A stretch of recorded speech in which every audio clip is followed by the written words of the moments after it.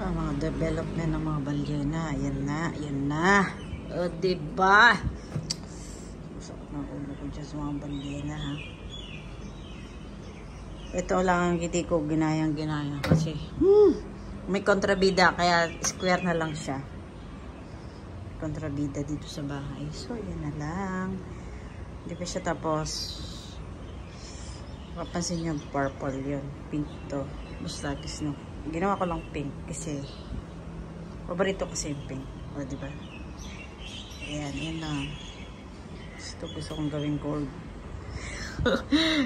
Gold talaga. Kung ano mangyayari dyan. Hirap.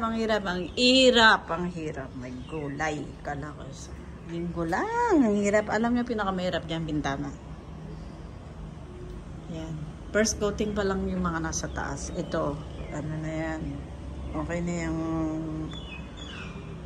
tapos na yung ano, yung ulap-ulapan. Dito lang kamali ako dyan. So, ayan. Nilagyan ko pa kasi pinatungan ko ulit. So, ayan. Patungan ko ulit yan. Pero dito, patapos na yan sa ulap lahat. Tsaka sa swimming pool. Tapos na ako sa swimming pool. Tsaka sa ulap. Yan lang ang tapos ko. The rest, hindi pa tapos. First coating pa lang sa mga building kasi tinatapos ko ang mga bintana. At saka itong buhok na mahirap. Kaya ito, second coat na ako kay Inday Bagkarotay. Tsaka itong sa stocking niya. Ano na lang yan? Yung ito. Yung ruffles. Mga ruffles na lang. Second coating na ako dyan. Tapos ito, lining na lang to. Tapos na ako dito sa mga to. Lining na lang. Tutusin, hindi nga ako nagpantay doon. So, okay lang yan. Kasi ayaw ko na siyang i-adjust. So, mawawala siya sa line.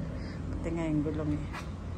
Putres na gulong yan eh. Kasi, yun lang ang ginayahan ko. Tapos, syempre, pagka nilagay mo na dyan, na-flat na yung gulong. Sumakay kasi siya eh. Yun. Ito, hindi ko maintindihan kung ang gagawin ko dyan sa gulong. Hirap eh. So, ayan, ang aking kodigo. Sobrang hirap niya. So, ayan, malapit na siya. Malapit na ba? Isang buwan na lang to. Wala ka siyang linggo, linte. Kasi every month tuloy. Every day mong patutuyuin ng isang araw. Kasi ayaw. Pagka pinatungan mo kasi pangit yung ano eh. Dito yung tuyo. Okay lang ito yung tuyo. O, diba? Malapit na ba? Kopya na ba? Mga day. Pagod ng Inday.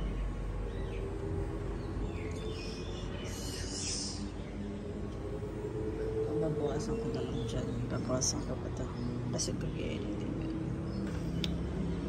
Ayoko masyadong gayahin masyado kasi nga may pintasera ako sa bahay eh. Kasi tingnan nyo naman, parang nga namang ano. Oh.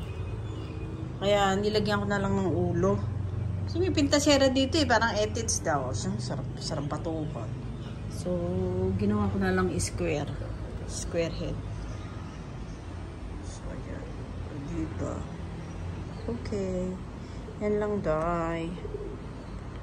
Tapos dito, pag sinipag ako, ito mamayang gabi yung bisikleta. So, pang second coat ko na sa bisikleta. Ito lang yung green. Pero parang gusto kong patuyuin kasi parang ewan ko kung gusto kong